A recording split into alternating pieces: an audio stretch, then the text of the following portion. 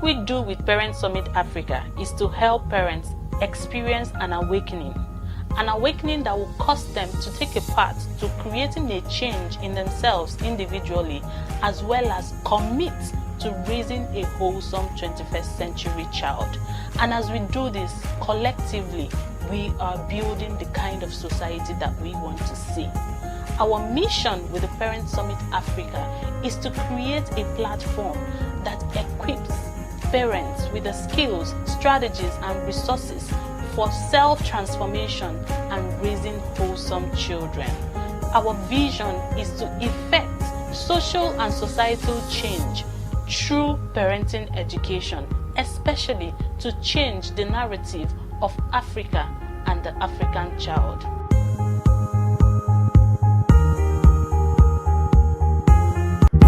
Hi, my name is Vivian Okoye. I'm the convener of Parent Summit Africa. I'm a certified child psychologist, a parent coach, and a trained doctor of optometry. Parent Summit Africa is powered by our online parenting school, the Vivian Okoye Parenting Academy.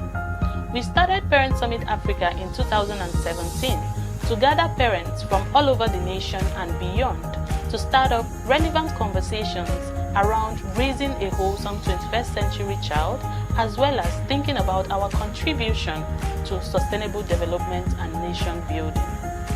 We do this because we believe that at this point, our plan as a nation for sustainable development should shift its focus from just systems, institutions, and policies to actually creating a plan and strategy for a change in the attitude and mindset of its people. Because the people drive these institutions, the systems, and the policies. So if on an individual level, we're able to get it right with our attitude and our mindsets, then we can drive the institutions and policies in the right direction. Until we are able to do this, until we're able to create change in attitude and mindset on an individual level, then we will not experience any tangible change. Hi, everyone. Good evening. Welcome to day 2. You can agree with me that day 1 was a blast. Each speaker came with their A game. We learned, we connected, we shared relatable stories, and everyone left filled with information, knowledge, and practical and usable things to do and to implement in their journey of raising mentally strong children. So we're back again for day 2, and day 2 is even gonna be way better. Different conversations, and the interesting thing about day 2 is that it's really tailored in the sense that we're talking about families who are raising neurodivergent children. We're talking about families who are raising children in a blended family system.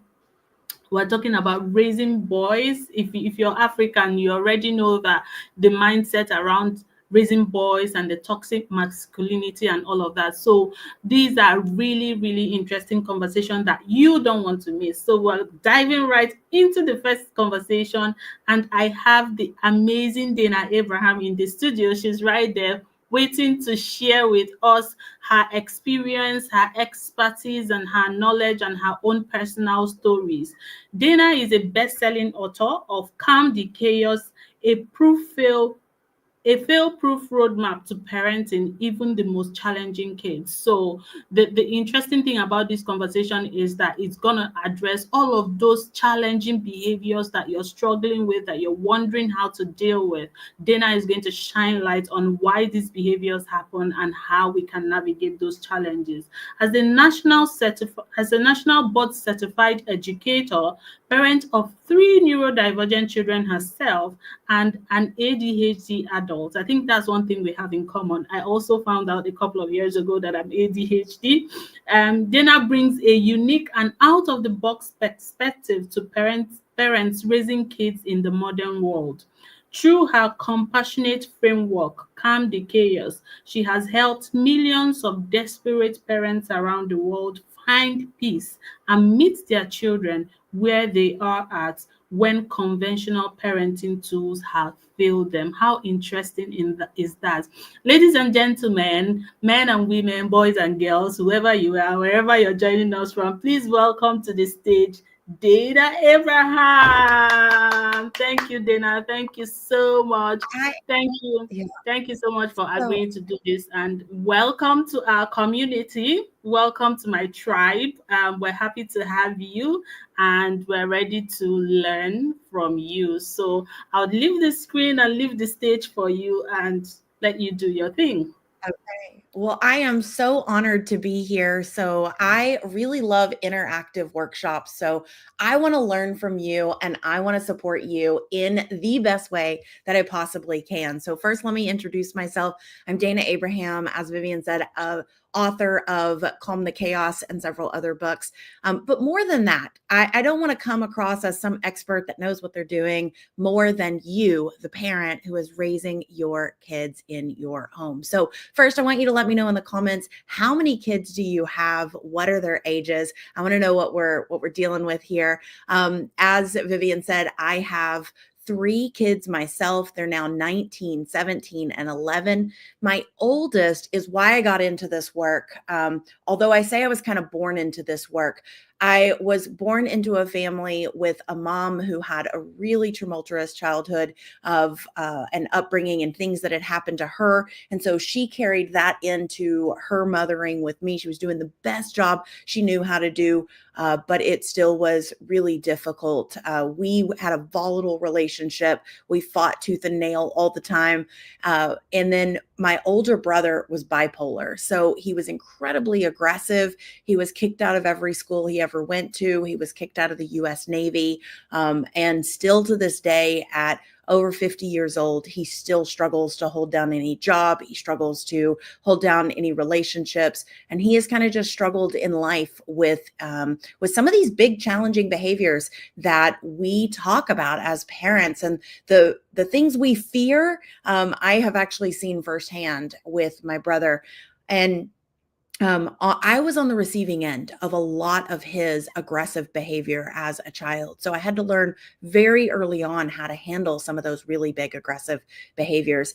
And then when I went into my career, I decided to be an educator. And my favorite kids were the ones that came with, in the United States, they come with a paper trail behind them. Oh, this kid, watch out. And, maybe I don't know what education system is where you are, but it's the ones that the parents know, the teachers know, and everyone in the neighborhood knows about that kid. Those were my favorite kids, and I knew that there was something more to those kids than what everybody else saw. Everyone else saw the bad kid, the bully, the mean kid. Something was wrong with that kid. Maybe the parents were blamed a lot for that kid, and I knew that there was something more there. And so those were my favorite ones. And I thought when I became a parent, I was going to be literally the world's best parent. How many of you guys, before you had kids, thought, I'm going to love parenting and everything that parenting has to offer?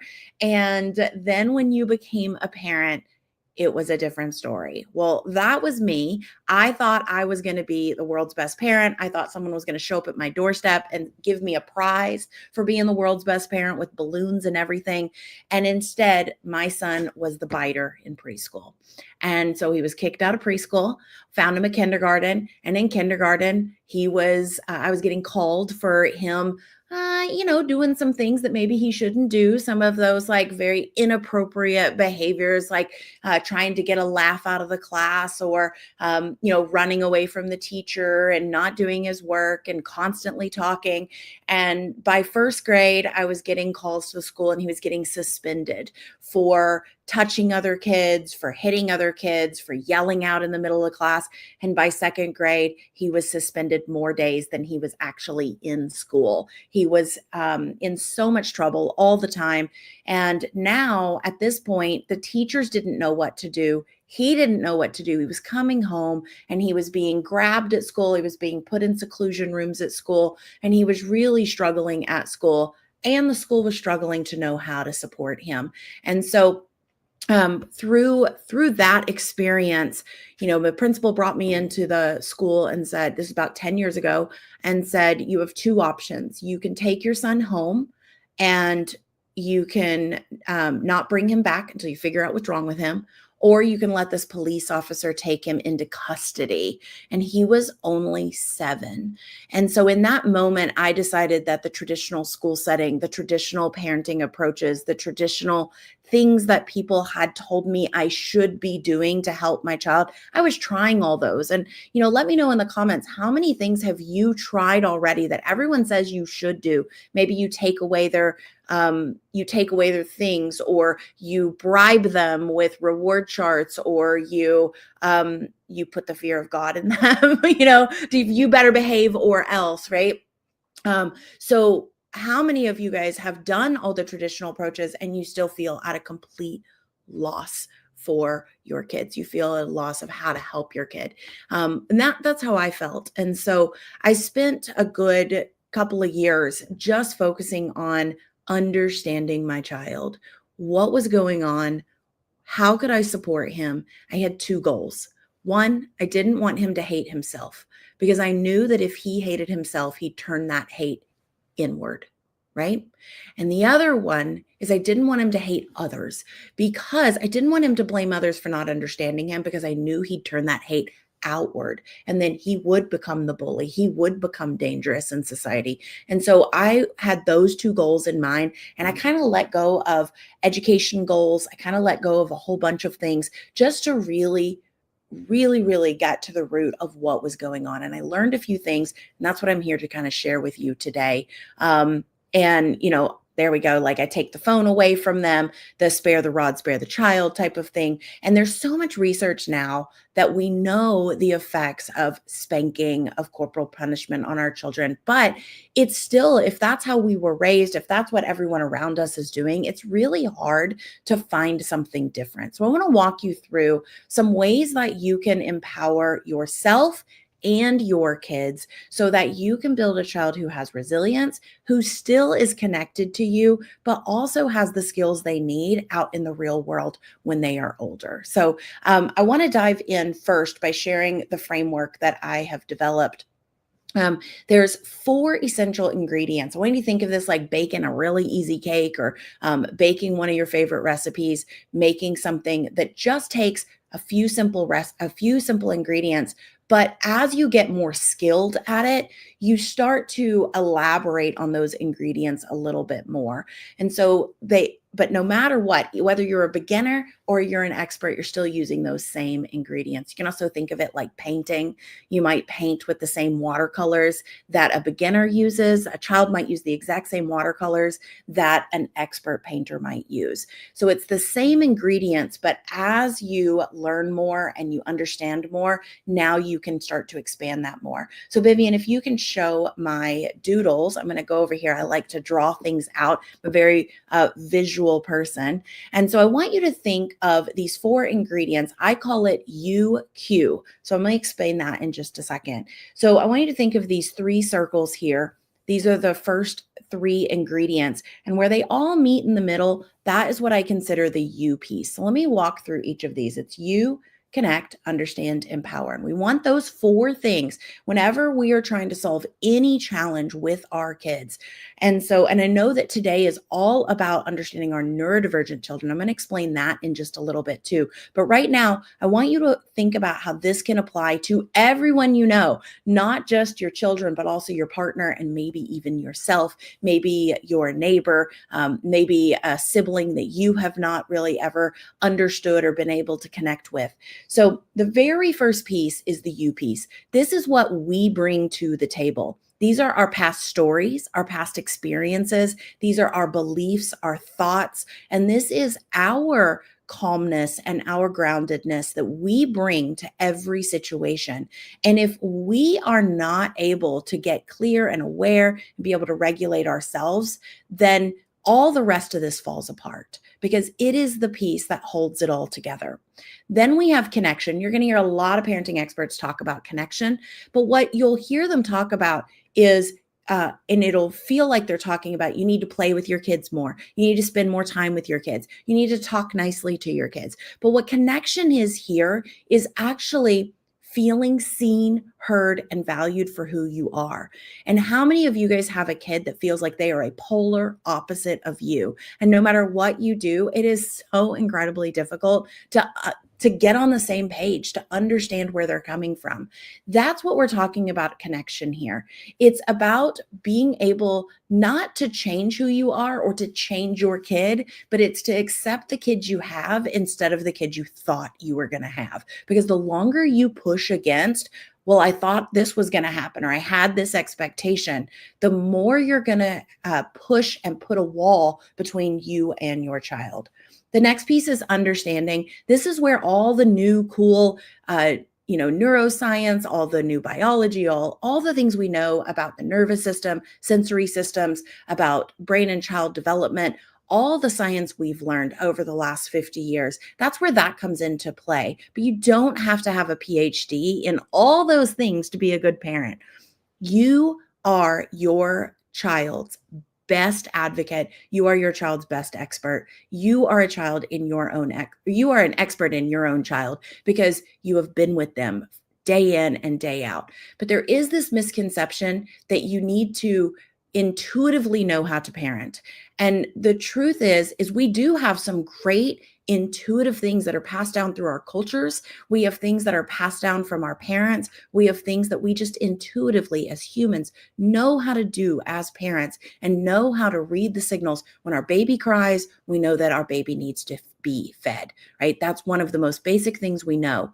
However, we have all these other things that have been taught to us over the years that may go against developmental practices or might go against what we know about ADHD or about autism or about your child's brain and how they uniquely work and what can work best for your child. And so there is some nuances here, and we're going to go into that a lot today because I think that that's going to help you most moving forward. And then the final piece, this is where a lot of us jump to, is the empowerment piece.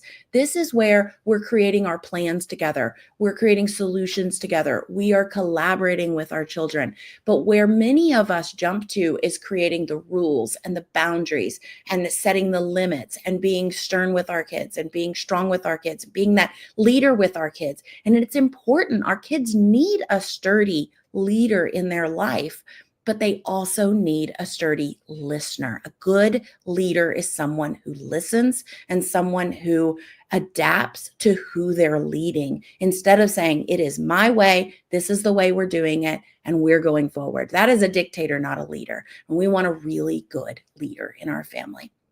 So that is our UQ. So you, and then connection, understand, and empowerment. And everything we do goes through that lens when we're thinking through struggles.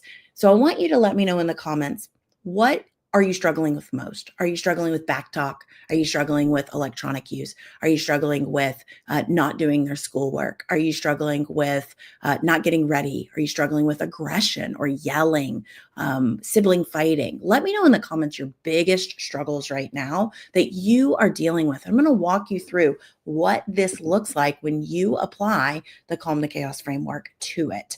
So let's dive into the U piece, and I'm going to use your examples as Vivian pops them up in the comments for me. We're going to go to the U piece. So the very first piece is, what can we do so that we are a calm presence when our kids are struggling, when our kids are fighting, when our kids are arguing, when our kids are refusing, when they are back talking? What can we do? It is in most of our go-tos to be bigger, to be stronger, to be louder than our kids when they do that. But I'm going to encourage you to actually do something different.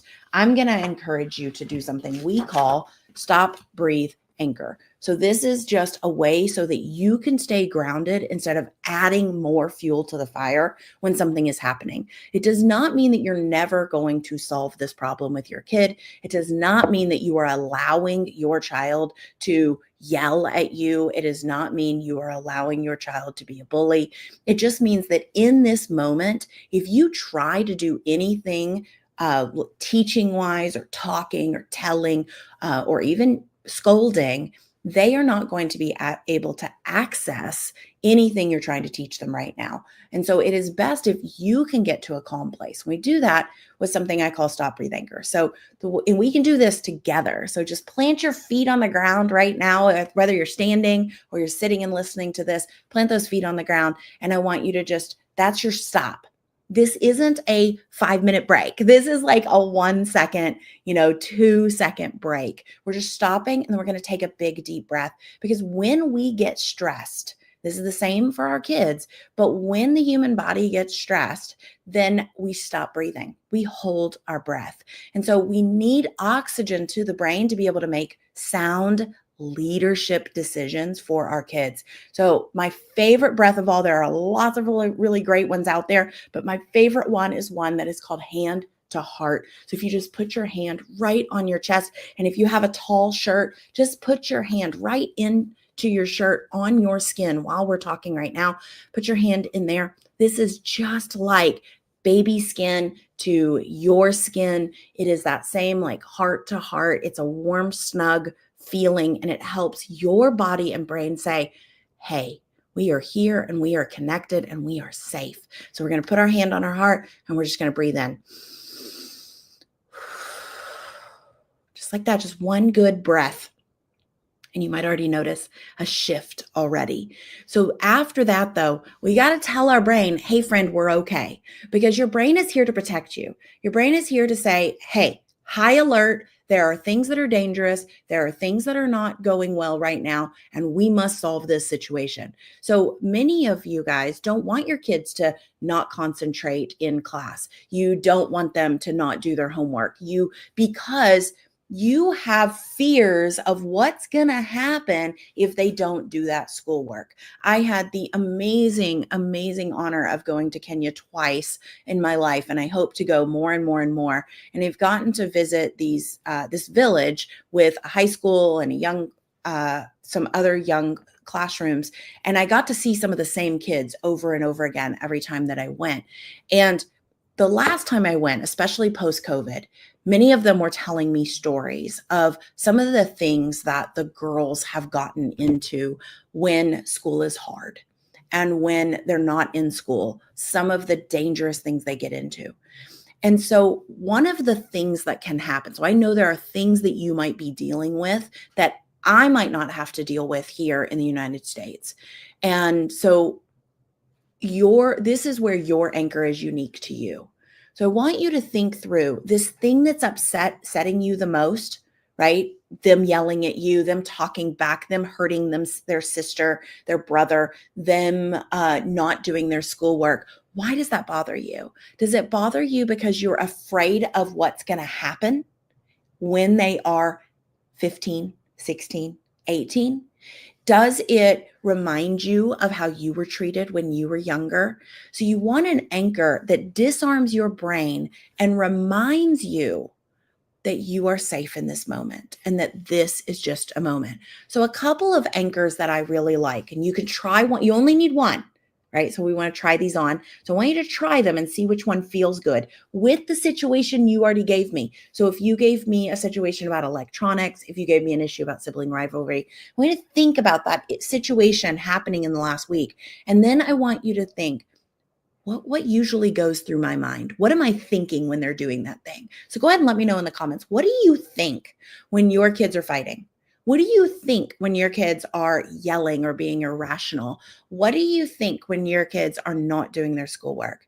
Is it, how dare you? What is wrong with you? Why can't you just? A lot of times that's it. Or you might even be thinking of 14 years, 15 years, when they, what this is going to do later in life. And so you have a fear. Maybe this is bringing up like, oh my gosh, you're just like my dad. You're just like my brother. You're going to end up just like so-and-so. And so that might be coming up for you. So here's a few good swaps for this anchor. One really, really powerful one is, now is not the time. What this does is it removes urgency that I need to fix this right this moment. There is going to be a lot of other time where I can build a relationship, and I can work with my child, build the skills with my child to get to this place. But first, now is not the time, because if I yell right now, if I try to help them right now, they are not going to hear me and it's just going to get worse. So now is not the time is a really great one. Another one, this one's a little harder, but it's all behavior is communication. So for some people, that's really helpful to remember that whatever their child is doing, they are doing it as their way of communicating. And so whether they're trying to say, I don't like this, I can't do this, this is too hard for me, I don't have the skills for this, I don't feel safe right now, that's what your child is trying to say. And so that anchor might be all behavior is communication.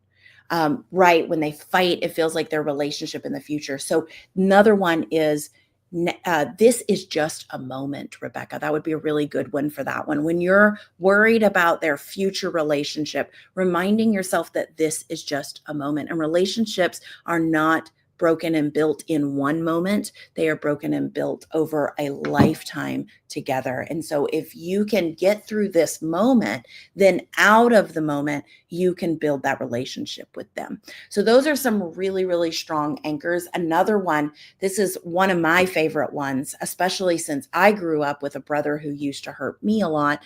When my son would get really aggressive with me, I would tell myself, he is not my brother. Right? So that's another great anchor. He is not, she is not, and then insert someone else's name. She is not my mom. He is not my brother. She is not my uncle, she's not my aunt, right? Whatever it is that has that emotional attachment to you that's getting you really triggered and worked up, that can be really, really helpful there. So to pull all this together, you're just going to plant your feet. Your kid's acting out, your kid's doing their thing, and you're just going to plant your feet. You're going to put your hand on your heart. This is just a moment, and that's it, right? And that's going to ground you and prepare you to step into the next piece. So if we go back to this connection piece, right? If we go back to our framework here, we've done the you piece. Now we want to think about the connection piece. So the connection piece is super simple when you're first starting out, and it builds over time. So like I said, connection is not built. Connection isn't just playing games with each other. It's not just going out to the store together or going on a walk together or doing activities together. Connection starts with our body language. How many of you guys have ever walked into a room or into church or into a store or into a school, and you can tell the mood of that school, you can tell the mood of everybody, you can tell that two people just had a fight just by looking at their face or their body. How many of you guys know exactly what I'm talking about, right? So we can start with connection by just checking our body. So we may be really stressed out because we got a bill earlier in the morning. We might be really stressed out because we're not sure if our kids are going to, make it to the end of high school. We might be stressed out because we had an argument with our partner, or maybe we have a parent that we're taking care of. So we might have extra stresses on the outside that are causing us to change our body language. Or we might be really frustrated and resentful towards our kids right now, which will cause us to change our body language on the outside. So connection starts here, but with something I call moments of safety, which is just signals you're going to send out just using your body, not your language. So I want you to just think from head to toe, what does your body look like and feel like when you're frustrated and angry and stressed out? Are your eyes, are your eyebrows furrowed? Is your jaw clenched? Right now, see if your jaw is clenched. Most of us hold a lot of stress in our jaw. Are your shoulders raised? Are your arms crossed? Are your legs crossed? Are you slunched over? Are your hands closed? All these things send signals to our kids that we are not open and here and connected and aware and validating and accepting. So we don't always have to do this, but it's good in those moments to think through, how can I change my body language? All right, so then the next piece, let me know in the comments, what is one thing that you can shift? Let's just do that before I move into the understand piece. One thing you can shift. And then I'm going to actually pull up a whole new little thing, and I'm going to draw it with you guys.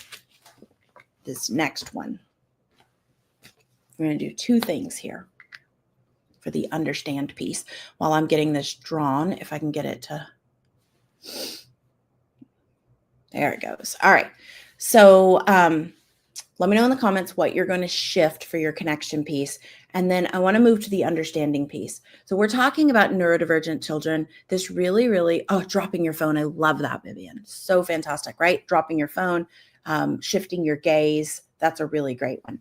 All right. So when we talk about understanding, one of the easiest ways to kind of describe this is if you think about an iceberg.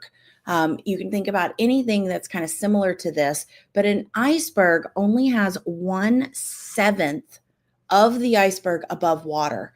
Everything else is below water and you can't see it. So that means that all the behavior, the yelling, the refusal, the struggles, the name calling, the not doing their schoolwork, the violence, all those things, that's all up here. And there is so much more going on under the surface. And so we use something to help you figure out what's under the surface called a behavior funnel. So I want you to think about putting that little behavior up here through the funnel. And we're going to think about, why is this behavior happening? We're going to stay really curious. So I like to tell myself, stay curious, what's going on here. And so the very first thing we want to think about is safety and basic needs. So are they hungry, tired? Have they, do they need to go to the bathroom? Do they have the appropriate shelter? A lot of us think of basic needs just as, do they have shelter? Do they have have they eaten a good enough meal? Have they had enough water? Have they been able to use the restroom lately? Especially for younger kids, you're going to see that the behavior changes when they have to go to the bathroom. But the biggest piece of a basic need is what's called felt safety. Okay, so this one is a little tricky because it's, does the child feel safe? This doesn't mean, are they safe? I believe that you are a good parent, and I believe that you are doing the absolute best that you know how to do. Every single one of us have moments where we don't feel safe in the environment, meaning we don't know what's about to happen. So plans could change quickly, or we are excited about something that's going to happen. And so we're not sure what's going to happen. It could be worry, fear, or it could be excitement, but that not quite sure. Can I make mistakes? Can I say what I'm thinking? Do I belong here? And am I going to be accepted here? That's all going to add to, you're going to see some behaviors on the outside if a child is having those anxious feelings and doesn't have that felt safety in their body. The next one is the one that we've kind of talked about before, and it's relationships, but connection. And so this is, do they feel seen and heard? Do they feel like you're really hearing what they're trying to say? Do they feel understood? Not are you listening to them, but do they feel understood and heard? Do they feel connected? Have they had an argument with someone recently? Is this kid, I was just talking with someone earlier yesterday, and her child was like, I don't want to be a bad kid. I don't want to be a mean kid. And that kid was trying to say, I am trying so darn hard, but I don't know what I'm doing wrong. I don't know how to fix this. And that I said to the parent, I said, I want you to just think about where in their life are they getting the message that they are the bad kid, or they need to be good. Because if they're being told to be good and they can't do the thing that equates to be good, they're going to believe that they're being bad. And so that is going to be a break in connection. So we want to check that if they feel like they're inadequate, if they don't belong in the group that they're with. And all of this is the same whether your child is neurodivergent or not. So you might be thinking, okay, Dayna, you've used this word neurodivergent a lot. What does that mean? Neurodiversity just means that brains are just as different as our bodies are. So we all know that we all look different on the outside. Some of us have dark skin, some of us have light skin, some of us have blue eyes, some of us have brown eyes, some of us have long hair, some of us have short hair, some of us have really wavy and coarse hair, and some of us have really thin and straight hair. So on the outside, our bodies are radically different. Well, guess what? Our brains are radically different as well. That's what neurodiversity means. Now, in general, most people talk about kids in a typical typical way. They talk about this norm of where kids should fall on this like spectrum of this is normal, right? And this is where most of the parenting books will talk about normal. Neurodiversity and neurodivergent means you fall outside of that norm. Your brain is different than the average typical person. So when I talk about these things here, this is for all humans. But when we talk about neurodivergent kids who have already or haven't been diagnosed with ADHD, autism, anxiety, PDA, which is a subset of autism, then you're going to have, if they fall on any, you have giftedness, right? You have a learning disability, all those things, then this is just going to be amplified even more. I hope that makes sense. Okay. So it doesn't change it. It just means that you really have to pay attention to this, because the traditional things that you might do, you might be able to just make sure your kid feels safe, make sure your kid feels connected, and you can stop with most children that fall here. But if you've got a child that you've tried all that traditional stuff and it's still not working, you're gonna have to dig deeper. Okay. All right. So hopefully that's helpful. I see someone really likes my analogy of neurodiversity. So fantastic. I'm glad that's helpful. The next one is one, and I was asking Vivian how much you guys knew about this one. This is one of my favorite topics. I could talk about sensory all day long, but sensory is just the aspect of how your body interprets information in the world. We all know that we have sight, we have sound, we are hearing, we have smell, we have taste and touch. All of us know that. But how many of you guys know that you also have up to 24 senses? And there are 8 that you use on a day-to-day basis. So all 5 that I just talked about, but you're also using your proprioceptive sense to sit in your seat right now.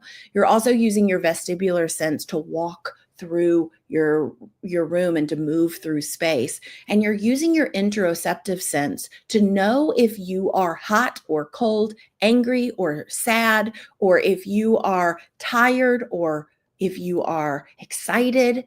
Your interoceptive sense is your internal cues. So you can see that, and when we're talking about these kids that fall outside the norm, their sensory systems are typically falling outside of the norm.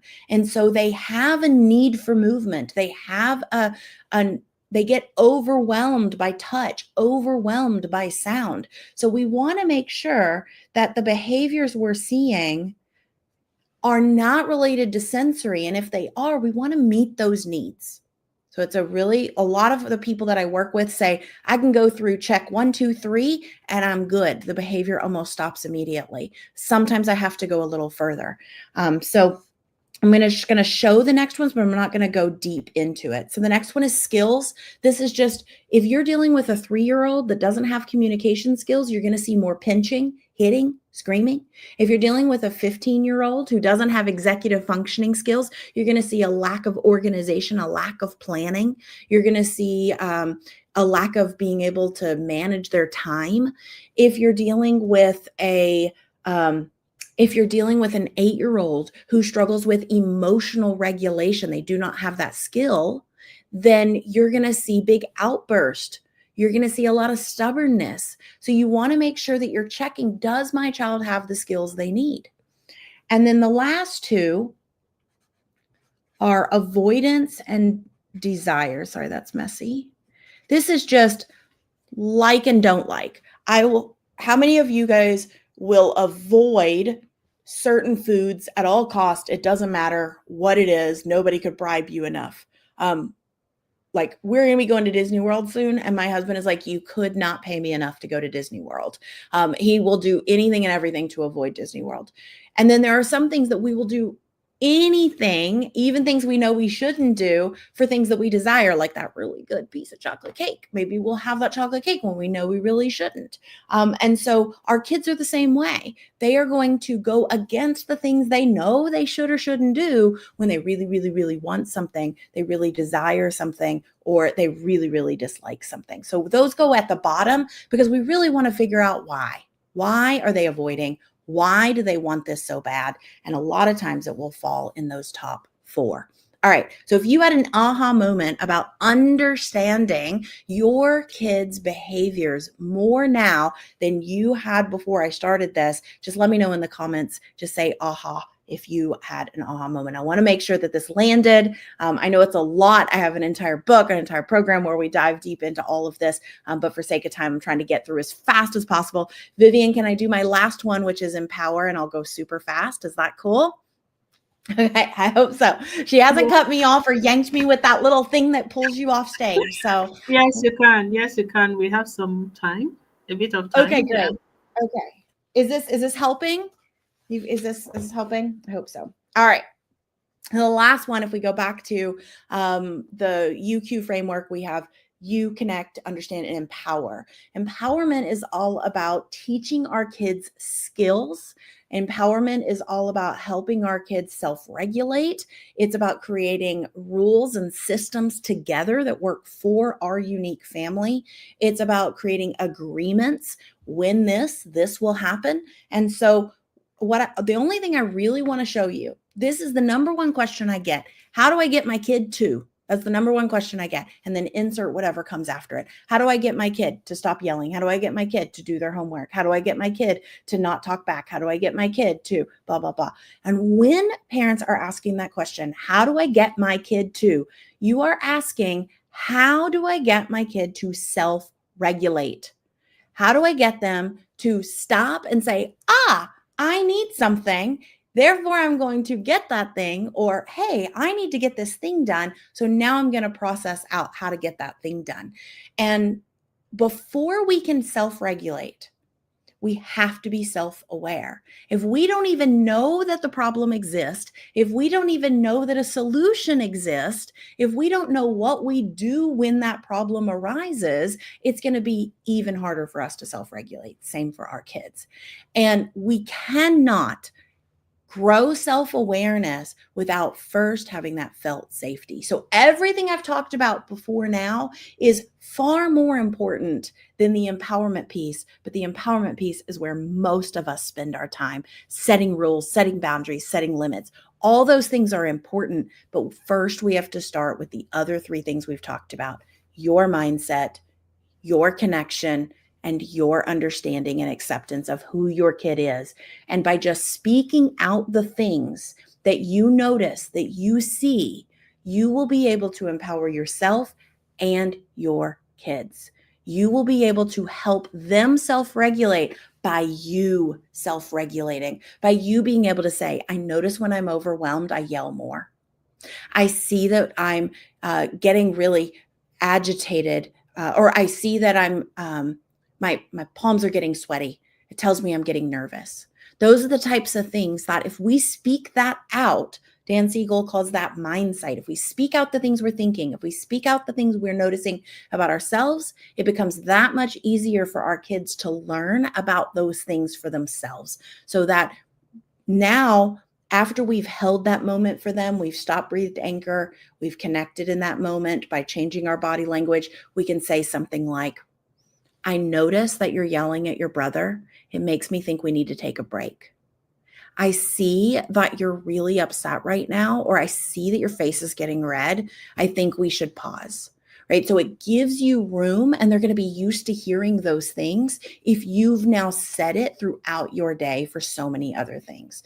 All right. So that's it. That kind of wraps everything up. Obviously, we can go deeper and deeper into all these topics, but I hope I've given you at least one tool of how you can empower yourself and empower your kids and understand and accept your kids more, whether they are neurodivergent or not. And you can foster that resilience in them. So, Vivian, do you have questions? Thank you so much. Thank you. Thank you so much. Thank you. This was I like that it was very simplified, it was very visual, it was very relatable, and it was just very straight to the point. Thank you for sharing that with us. Guys, if you have any question, please drop. We have one question at the moment. If you have any questions around the behaviors you're struggling with and all of that, and just drop those questions. Dayna is here for the next 10 to 15 minutes. Hold her, ask her your questions before she leaves, right? So this is how do you communicate with a child who is still not talking? He is 4 years old and I get frustrated that he cannot communicate well. So first, I just want, and I forgot to kind of say all this. This was my like wrap up that I forgot to say. All this can seem simple, but be hard to do in person and in reality, and we can beat ourselves up. And so I want everyone here to know that you are doing the absolute best job that you can by even being showing up here. You are an amazing parent. You're exactly the parent your kid needs. So we don't have to get parenting right. You don't have to get this 100% perfect. It's just about continuing to show up for our kids. So I just want to put that out there. Let's remove any judgment or blame. Brenda, this is really common, actually. We expect our kids by 3, 4, 5 to be able to communicate their needs, their wants, their desires, their frustrations. But really that can take well into 8, 9, 10, 11 years old, especially when we're talking about communicating emotions, when we're talking about communicating their needs and their wants and the desires. Because remember, in order to have self-regulation, they have to have self-awareness. So your child might not even know that they're starting to get frustrated. They might not even know what they're asking for or what they're worried about. And so the way that you communicate with a child, whether it's because they don't have the verbal language or it's because they just don't have access to those words yet or the way to describe the things because they don't have awareness, what we want to do is we want to be the ones speaking it out. Many, many people, and I've worked with a lot of even adults who have been select mute over their life at times, or they have been nonverbal at times in their life, are far more receptive of language, meaning they can understand the language said to them far more than what can come out of their mouth. And so the more that you continue to talk with and play with, do a lot of play with your 4-year-old. It's going to be a lot through you speaking out what you notice and you talking through the things that are hard for them and you talking through the things that make it easier for you and playing with their toys and learning through play. That's how you're going to build that communication. And you can give him pictures or you can give him signs. You can give him keywords to use that shorten what he needs to say or what he needs to do to be able to communicate his needs to you. Yeah, thank you. So this one says, my son is 9 years old and tells lies at ease. How do I help? So going back to that calm the chaos framework, right? So the U piece is one, we have to change what we think about lying. Lying can be so triggering for so many of us. And so we just have to remember that if they could, they would. If they could tell me the truth right now, they would. Something is stopping them from telling me the truth. What is stopping them from telling me the truth? So if we can remove the language of they're manipulating me, they're being deceitful, they're lying, they're being mean, and instead we can say, they're having trouble telling me the full story. Why? And I can start to dig under the surface and try to figure that out. Do they feel safe being honest? Are they going to get in trouble? What happens if they tell the truth? What happens if whatever they did gets found out? So that's usually first and foremost. We will lie to get out of hurting other people's feelings. And how many of you guys have told little white lies because you don't want to hurt your friend's feelings, right? So we will lie to get out of things. We will lie to get things we want. So that behavior funnel I was showing you, you want to kind of look through that and be like, why is he doing this? Is he doing it because he doesn't have the skills? Is he doing it because he's trying to avoid something, because he wants something? He doesn't feel like he belongs. He feels like he'll get in trouble. So you really look at that and then work through that with him. I notice you've been struggling to tell me the truth lately. I notice that you've been elaborating more, or I notice you've been hiding details from me. And the number one thing I tell parents to do is be careful not to try to catch them in the lie. If you already know they're lying, don't ask them a question where you know they're going to lie to you. Instead, ask them a question to find out more about the situation. So if you know your kid snuck their Game Boy in the middle of the night, my daughter would cringe right now, right? They don't use Game Boys anymore, but whatever, right? They take their phone in the middle of the night when they weren't supposed to. So they snuck it. You already know they did. So instead, it's, I noticed you took your phone and I'm wondering what was going on. Like, why did you feel like you couldn't tell me? Why did you feel like you needed to take it in the middle of the night? What was so important that you needed it in the middle of the night? That's going to help you further the conversation instead of, did you take your phone last night? You know they took their phone, so don't ask. They're just going to lie to you. And it's really normal. I want you to know lying is super, super normal for kids. Yeah. So this one says, my kids know the right things to do to self-regulate, but he always says he forgets to do them, such as breathing and all. He's still very, very impulsive, and it worries me because I feel he gets it from me. Well, it's very human. That was going to be my number one thing is, so what happens, the way that it works is, and if I had my doodles out, I'd show you, but I want you to think of it like kind of like a big spiral or a spinny wheel. And the impulse, that blow up is in the middle, that, and knowing what to do is all the way out at the end of that spiral. And there's a bunch of stuff that happens in between there. And so if you continue to try to help him with when he blows up, we're waiting too long. We're waiting till the car crash to fix it. And so what we want to do is we want to preempt it as much as possible. What are some of the early signs before he loses his cool? So is it things don't go his way?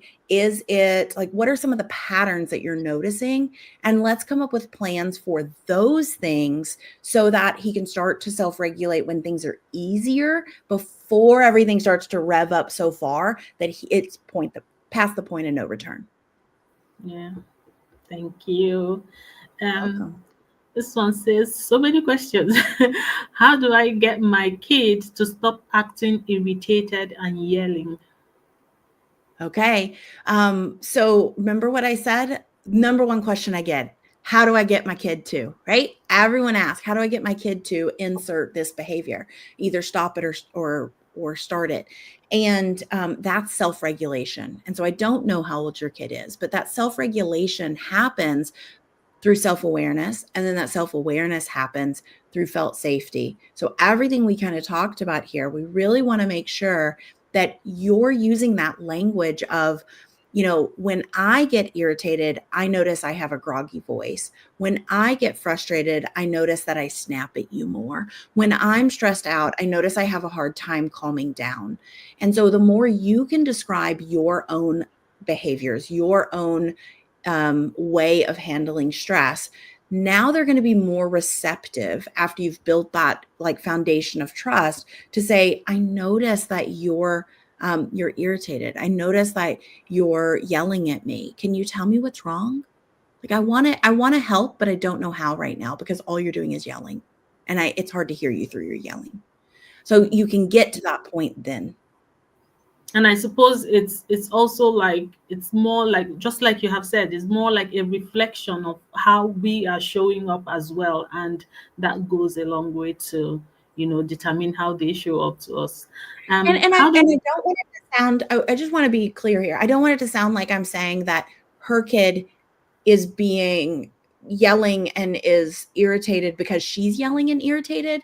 I think I want to make sure that I'm very clear on that. Like I have worked with some parents who are the most mindful, calm, gentle souls, and their kids are yelling and screaming at them.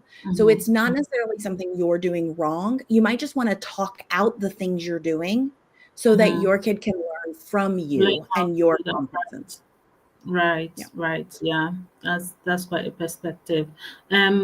How do I get my kid to stop wanting to show he is more intelligent than his older brother? That's a good one, right? Like that one up. I got to one up you. That always goes back to one of two things. When there is a sibling fighting or sibling one upping, it typically means that one of the children, there's an imbalance somewhere. So one of the children feel less than, they feel not enough, they feel like the other one gets more parent attention. So that connection is off balance between one of the kids and the parents, or it's off balance between them. So we want to start by building. We don't want to start with how do I get him to stop saying he's more intelligent, but instead, how do we start by building just a baseline understanding and connection between the two kids so that he doesn't feel the need to tell his brother that he's more intelligent than him. Yeah, that makes sense. So this one, I think this is the final one. I Okay. have a 7-year-old in my class who never writes, always moves about, and fights with other children. You correct him now, and 5 minutes later, he moves on to trouble another child. It's extra frustrating. You know why I'm laughing? You're ADHD. I am ADHD. So please just That's go me. ahead. That's me. Outside of the fighting other kids, I never sat still. I didn't move around the classroom, but I did not do my work, and still have turned out to be quite successful. Okay, we have to really get curious here. Why is he not writing? Right. So when we don't have those skills to do the thing that everybody else is doing, when that's really hard for us or frustrating for us, whether it's the physical dexterity or even the mental dexterity to sit and focus for that long, you're going to get frustrated. You're going to get up, you're going to do something else, you're going to move about. That you're going to get that sensory input to help you regulate your body. He just doesn't know that's what he's doing.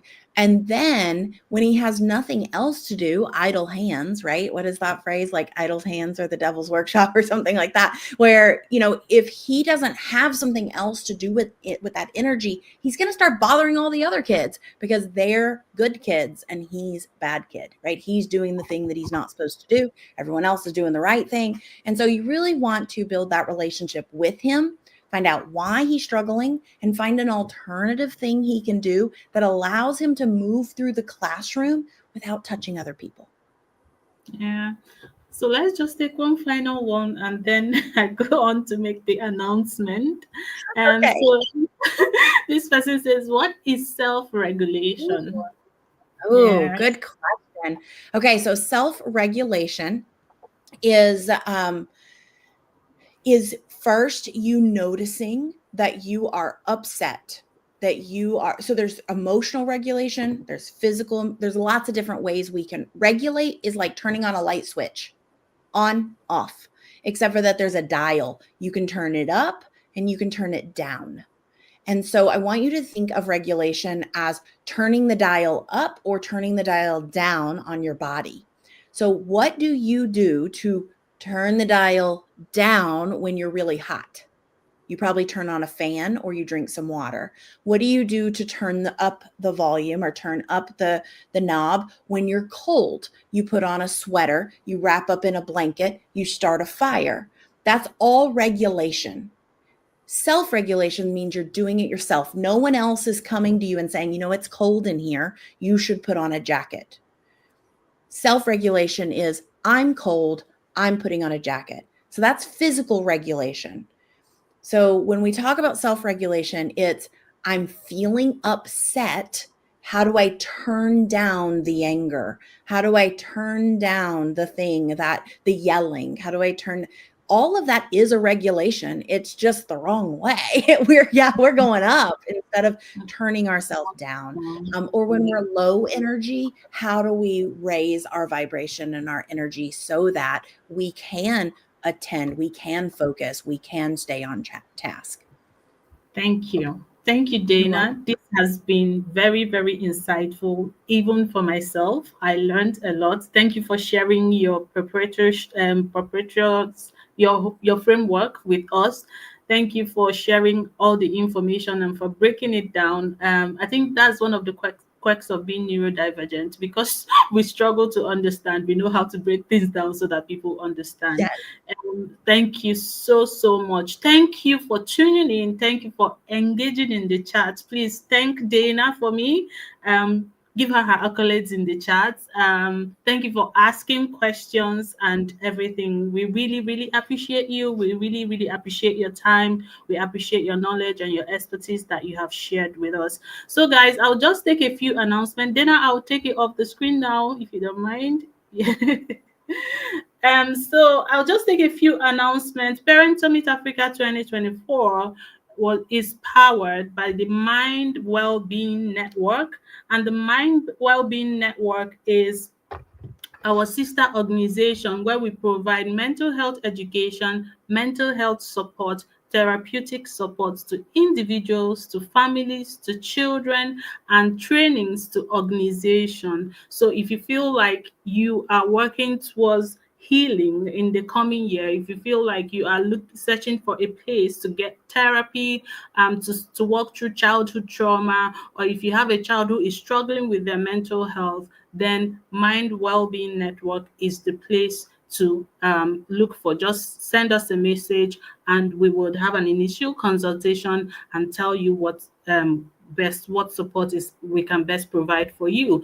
Then the summit is also supported by Smartphone Productivity Club, and Smartphone Productivity Club is an initiative where they train children to use their digital devices productively, and they teach them digital literacy, because our children are already spending their time on the devices anyway, but the idea is that we ensure that they are spending their time on their devices productively. So they teach around, how to create games, how to run a YouTube channel, how to do animations, how to do ebooks and stuff like that. And for just being at the Parent Summit, if you want to sign your child up, you get a 30% discount from the Smartphone Productivity Club programs. And finally, if you have joined Parent Summit Africa, one thing you know, if you have ever joined us before, one thing you will know is that we don't just leave you to go. The information is a lot, so we try to hold your hand and make sure that you implement this information and you're able to apply them and you're able to use them and bring them into usable chunks that you can start applying right away. So we have created an implementation package, an implementation plan, and a 30 days implementation plan for you. So please, if you just stumbled on this video on YouTube and you didn't register for the challenge, please do well to look for the link and register so that you can have access to all the resources that we're providing and all of this after support that we're providing to you. So find the link and register, please. Cheers. So if you're in the chat, please put the link in the chat so that people can register. We want to invite you into our community. So when you sign up for the summit, it brings you straight into our community so that beyond this event, you're also able to be in our community and benefit from all the support that we provide to our community members. We're jumping right into the next session. Remember when I told you that this session isn't just for parents of neurodivergent kids, right? So you can agree with me that regardless of if your child is neurodivergent or not, that you benefited from this session. That's the same thing I would say for the next session. We're talking about parents who are raising children in a blended family, but I tell you, just show up for that session and I'm sure you're going to leave with practical information that you can use for yourself, for your own relationship with your spouse, and for your relationship with your children. So thank you for coming. Hello, good afternoon. My name is Mr. Lawrence Kelechi, and I'm a father to two amazing children. Prior to when I met Dr. Vivian, my parenting experience was a struggle. I struggled as a parent. It was overwhelming, something I had not done before. I had a vague knowledge about. All I knew was how I was being trained. That was just all I had. I had a lot of disconnect with my son as at the time. I never understood how children communicate. So whenever my son throw tantrums, whenever he cries excessively and all, I just get so overwhelmed. A lot of times I'll have to spank him, I'll have to shout at him, I'll have to walk out of the room when I feel that the excessive crying was disturbing. It's, regrettably, I had to do all of that. I had a lot of fear if I was going to be a good dad, if I was going to be a great dad.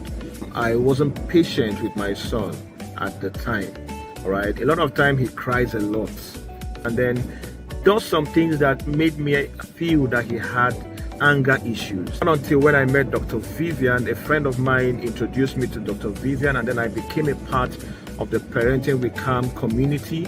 And then I attended Dr. Vivian's weekly trainings. That was just the game changer for me. I had a lot of eureka moments. I got to understand how to communicate with my son. I got to understand how these children try to express their feelings. Sometimes they do it through crying, through throwing tantrums and all. And then I had to understand how to handle those moments. Those fears are gone just because I met Dr. Vivian, and then I got to learn these simple, basic things. Today, I have this amazing bond with my children. It's so amazing. It's obvious. People tell me, wow, that the connection with your children is just so amazing. It started after I became a part of this great community. And apart from what I have learned so far from the trainings and all, being a part of the community where a lot of parents are sharing their experience per time, the best thing that happened to me in 2024 as a parent is meeting Dr. Vivian and becoming a part of the Parenting with Calm community. I want to say a very big thank you to you, Dr. Vivian. You're such an amazing person, always open to hear us when we chat you up. When we want to share our experience, you're always there. You're not judgmental. You just know how to handle every situation once we share them with you. And I'm so glad that I'm a part of the Parenting with Calm community. I want to advise parents here who are not yet part of the Parenting with Calm community that please, this is the best thing that can happen to you in this parenting journey. Be a part of the community, and I bet you, you're not going to regret it. Thank you for joining. Thank you again. Please see you in the next session. Don't go anywhere. Just click the next link and join us for the second session. And I look forward to seeing you inside the Parenting with Calm community and doing many amazing work with you. Come, let's learn, let's share, let's grow together, and let's raise mentally strong and wholesome children who thrive in this time, who will thrive, who will become giants of their time. Thank you. See you in the next session.